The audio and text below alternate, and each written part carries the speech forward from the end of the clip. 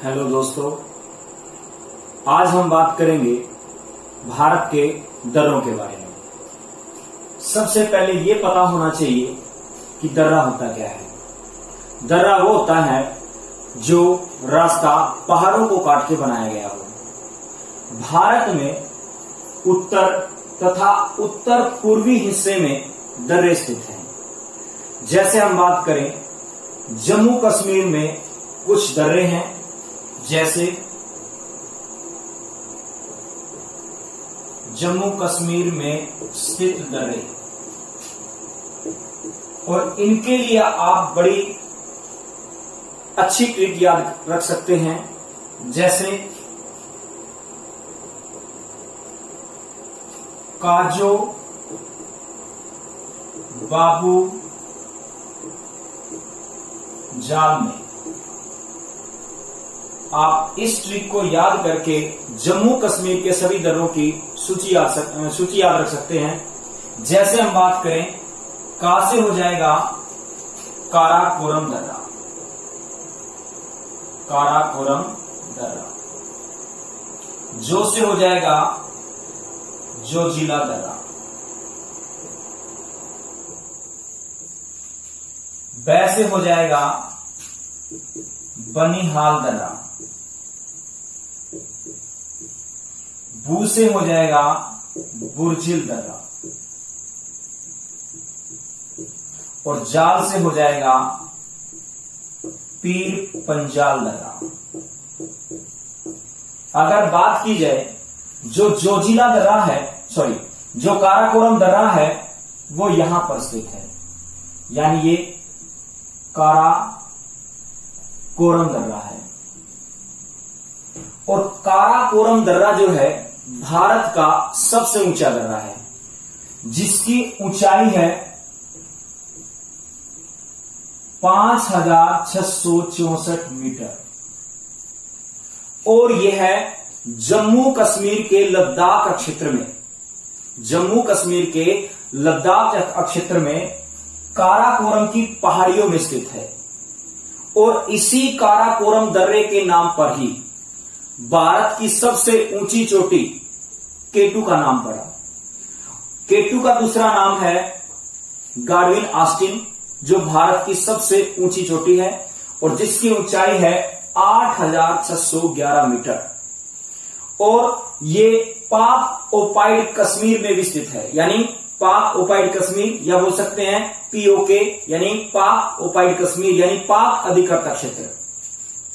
इसी तरह अगर बात करें, काराकोरम दर्रा जो है, इसी से यहां पर एक जम्मू कश्मीर का कुछ क्षेत्र कटा हुआ है, और इस क्षेत्र को कहा जाता है पीओके, यानी पाक ओपाइड कश्मीर। और इसी पाक ओपाइड कश्मीर में पाकिस्तान की जनता निवास करती है, लेकिन इस पाक ओपाइड कश्मीर को भारत अपने मानचित्र में दर्शाता है, और इसी पाक ओपाइड कश्मीर से होकर काराकोरम दर्रे से होते हुए चीन में प्रवेश किया जाता है। यानी ये भी कह सकते हैं आप कि काराकोरम दर्रा पाक अधिकृत क्षेत्र और चीन को जोड़ता है। अगर हम बात करें कि यहां पर एक अफगानिस्तान और पाकिस्तान के बीच में एक और दर्रा है, जिसका नाम है खैबर दर्रा, और इसी खैबर दर्रे से भारत में आर्य लोग आए थे। और कई बार क्वेश्चन पूछा जाता है कि आर्य लोगों का अर्थ क्या होता है। तो आर्य लोगों का अर्थ होता है श्रेष्ठ या अच्छे कुल में पैदा होने वाला। आर्य लोग कहां से आए?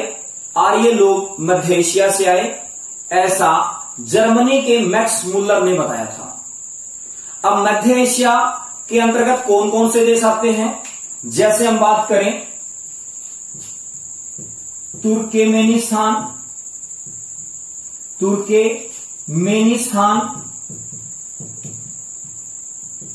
तजाकिस्तान, कजाकिस्तान, उज्बेकिस्तान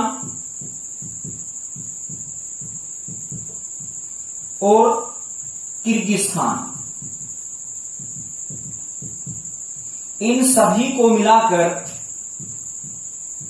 मध्य एशिया कहा जाता है। और मध्य एशिया से ही आकर आर्य लोग भारत में पंजाब और अफगानिस्तान के क्षेत्र में आकर रुके। क्वेश्चन पूछा जाता है कि आर्य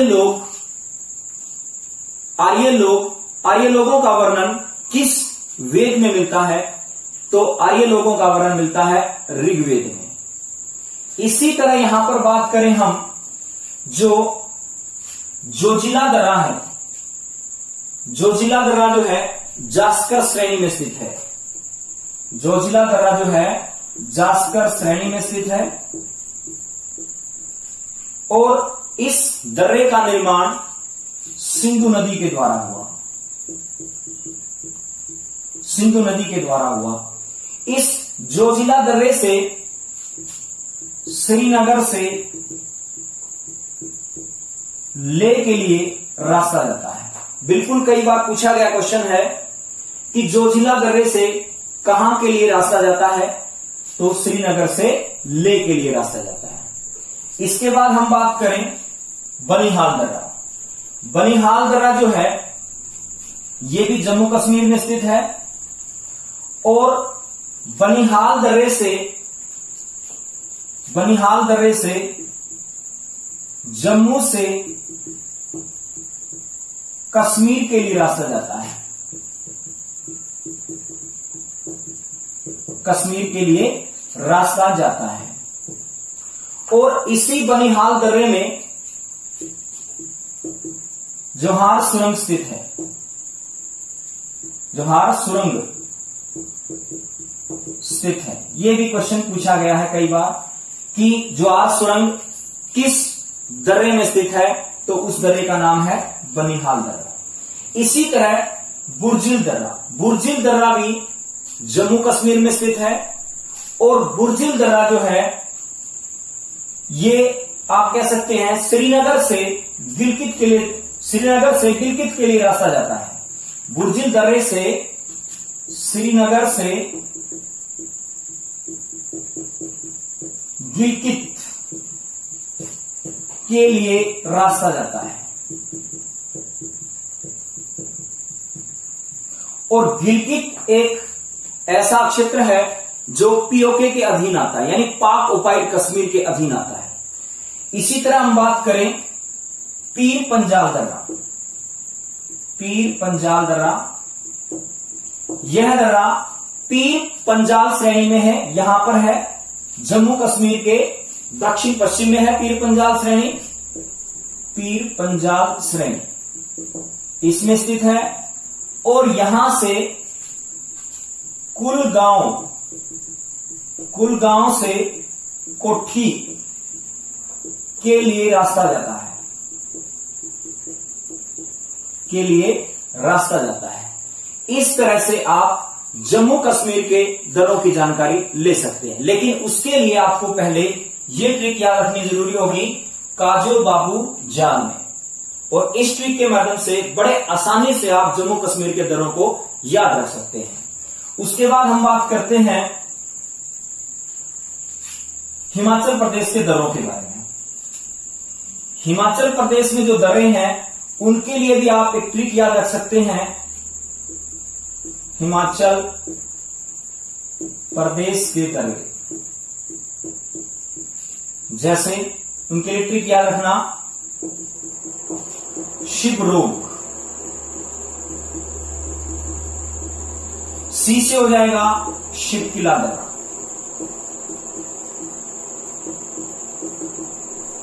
शिवकिला दर्रा जो है ये जास्कर श्रेणी में है। जास्कर श्रेणी में स्थित है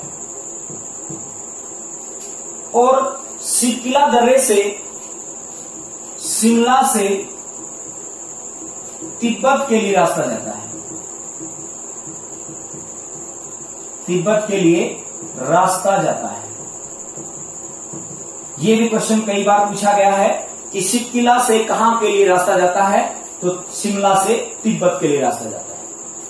इसके बाद हम बात करें बाड़ालाचा दर्रा। बाड़ालाचा दर्रा जो है वैसे हो जाएगा बाड़ालाचा दर्रा, और बाड़ालाचा दर्रा भी जास्कर श्रेणी में स्थित है, और यहां से मंडी से ले के लिए रास्ता जाता है। कई बार क्वेश्चन पूछा जाता है कि भारत का सबसे सूखा स्थान कौन सा है।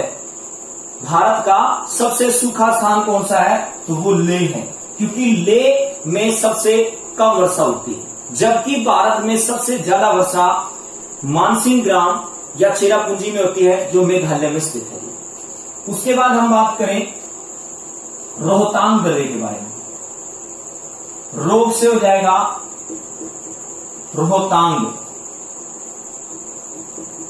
रोहतांग दर्रा।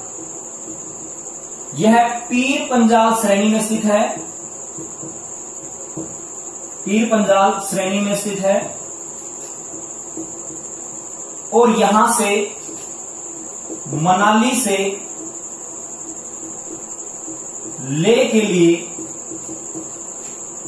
रास्ता जाता है।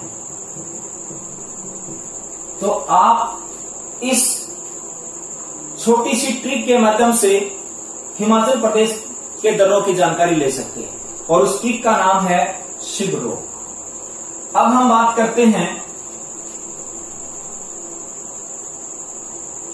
सिक्किम में स्थित दर्रे। सिक्किम में स्थित दर्रे, इसके लिए भी ट्रिक याद रखना, नाजे सिक्किम। ना से हो जाएगा नाथुला दर्रा। नाथुला दर्रा जो है 1962 ईस्वी में चर्चा में आया, क्योंकि उस समय क्या हुआ था, भारत और चीन का युद्ध हुआ था। तो उस समय ये नाथुला दर्रा चर्चा में आया, और इसे बाद में बंद कर दिया गया। लेकिन 6 जुलाई 2006 को दोबारा से व्यापार के लिए खोल दिया गया। और यह क्वेश्चन भी पूछा गया है कि नाथुला दर्रा को दोबारा से व्यापार के लिए कब खोला गया, तो 6 जुलाई 2006 को। इसी तरह यहां पर जो सिक्किम है, उस सिक्किम के साथ केवल भारत का पश्चिम बंगाल राज्य लगता है, और यहां पर दार्जिलिंग की पहाड़ी है, दार्जिलिंग की पहाड़ी है, और चुंबी घाटी है, चुंबी घाटी। और इसी दार्जिलिंग और चुंबी घाटी से होते हुए ये तिब्बत के लिए जाता है, यानी नाथुला दर्रा से तिब्बत के लिए रास्ता जाता है।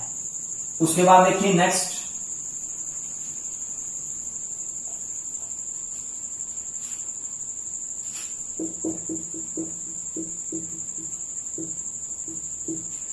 जैसे हो जाएगा जिलेपला दर्रा। ये जो दर्रा है तीस्ता नदी द्वारा निर्मित किया गया, और जिलेपला दर्रे से भी तिब्बत के लिए रास्ता जाता है, लेकिन कहां से होकर, दार्जिलिंग व चुंबी की घाटी से होकर तिब्बत के लिए रास्ता जाता है। तीस्ता नदी का उद्गम स्थल भारत की जो सबसे ऊंची झील है, मैंने आपको बताया था कि भारत की सबसे ऊंची झील का नाम है चोलहामू।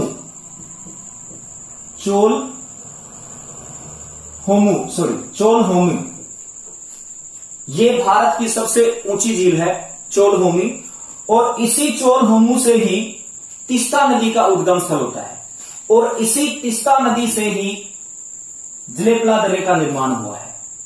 और जलेपला दर्रा जो है दार्जिलिंग व चुंबी घाटी से होते हुए तिब्बत के लिए जाता है। उसके बाद हम बात करें उत्तराखंड के दर्रों के बारे में। उत्तराखंड के दर्रे, तो इसके लिए भी ट्रिक याद रखना, मालिनी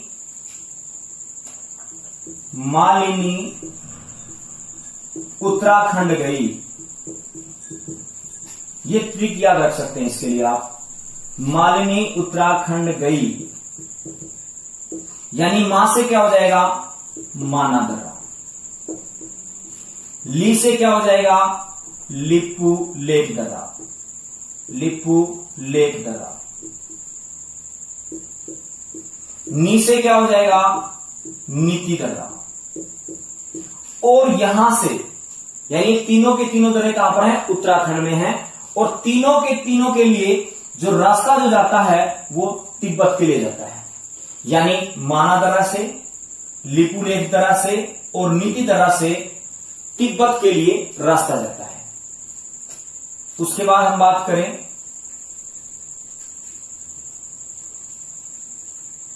या क्वेश्चन ऐसे ही पूछ सकता है कि माना दर्रा, नीति दर्रा, लिपू लेक दर्रा से किसके लिए रास्ता जाता है, तो तिब्बत के लिए तो जाता ही जाता है, साथ में जो यहां पर जो मानसरोवर झील है और कैलाश पर्वत जो है उसके लिए भी रास्ता जाता है।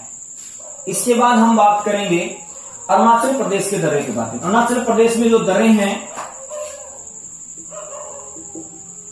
अरुणाचल प्रदेश में दर्रे, उसके लिए भी ट्रिक याद रख सकते हैं आप। बोया दिल में, बोया दिल पे लिखे जी, बोया दिल पे निकला अरुणा में, ये ट्रिक आप याद रख सकते हैं। यानी बो से बोमडिला, बोमडिला। और इस बोमडिले से जो अरुणाचल प्रदेश में है, इस बोमडिला से तिब्बत के लिए रास्ता जाता है। बोमडिला से तिब्बत के लिए रास्ता जाता है। इसी तरह यांग याप दर्रा, या से हो जाएगा यांग याप दर्रा। और इस यांग याप से ही ब्रह्मपुत्र नदी भारत में प्रवेश करती है। और यांग याप दर्रे से ही चीन के लिए रास्ता जाता है। यांग याप दर्रे से ही चीन के लिए रास्ता जाता है। इसी तरह हम बात करें दी से हो जाएगा दीफू दर्रा। और दीफू दर्रा जो है ये आप कह सकते हैं अरुणाचल प्रदेश के पूर्व में यह म्यांमार की सीमा पर स्थित है। पूर्व में म्यांमार की सीमा पर स्थित है। अगर बात की जाए पैसे हो जाएगा पांगसाड़ दर्रा। पांगसाड़ जो दर्रा है, ये दर्रा भी अरुणाचल प्रदेश के दक्षिण पूर्व में है और म्यांमार की सीमा के साथ लगता है। अरुणाचल प्रदेश के दक्षिण पूर्व में है और म्यांमार की सीमा के साथ लगता है। तो इस तरह से आप अरुणाचल प्रदेश के दर्रों के बारे में जानकारी ले सकते हैं। इसी के बाद हम बात करते हैं मणिपुर में जो दर्रा है, उस दर्रे का नाम है तुजू दर्रा। मणिपुर में तुजू दर्रा है। और इसी तुजू दर्रा से यहां पर है मणिपुर, और इसी मणिपुर दर्रे से म्यांमार के लिए रास्ता जाता है। म्यांमार के लिए रास्ता जाता है। अगर हम बात करें जैसे भारत के प्रायद्वीपीय क्षेत्रों में भी यहां पर भी कुछ रास्ते हैं, जैसे थाल घाट जो है, यहां से रास्ता जाता है मुंबई से नासिक के लिए, मुंबई से नासिक के लिए रास्ता जाता है। इसी तरह यहां पर महाराष्ट्र में ही है बोरघाट, जहां से मुंबई से पुणे के लिए रास्ता जाता है, पुणे के लिए रास्ता जाता है। इसी तरह यहां पर है नीचे केरल में पालघाट, और पालघाट से केरल से तमिलनाडु, केरल से तमिलनाडु के लिए रास्ता जाता है। इसी तरह नीचे है सेनकोटा, सेनकोटा दर्रा बोल सकते हैं आप इसको, और ये जाता है त्रिवंतपुरम, त्रिवंतपुरम से मुद्रई, मुद्रई के लिए, त्रिवंतपुरम से मुद्रई के लिए। कई बार क्वेश्चन पूछा जाता है कि मीनाक्षी मंदिर कहां पर है, तो मीनाक्षी मंदिर कहां पर है, मुद्रई में स्थित है। तो इस तरह से आप छोटी छोटी ट्रिकों के माध्यम से भारत के दर्रों की जानकारी ले सकते हैं। अगर आप मेरी वीडियो देख रहे हैं तो आप सभी से निवेदन है कि मेरे चैनल को आप सब्सक्राइब करें और लाइक करें और इसको शेयर भी करें, ताकि जो बच्चे कोचिंग नहीं ले पा रहे उनको मेरी वीडियो प्राप्त हो सके। और मेरा ये छोटा सा प्रयास है और आप इस मेरे प्रयास में सहयोग दें। मैं आपको कंप्लीट ज्योग्राफी के सभी टॉपिक्स करवाऊंगा और उसके बाद आप खुद अनुभव करेंगे कि हमारे ज्योग्राफी में अच्छे नंबर आए। और अगर जो मैं करवा रहा हूं उसी को आप अच्छे ढंग से रिवाइज कर लेते हैं, उसको अच्छे ढंग से लिख लेते हैं, और फिर आप देखते हैं कि एक भी क्वेश्चन आपसे मिस नहीं होगा। लेकिन इस छोटे से प्रयास में मैं आपका सहयोग चाहता हूं। धन्यवाद।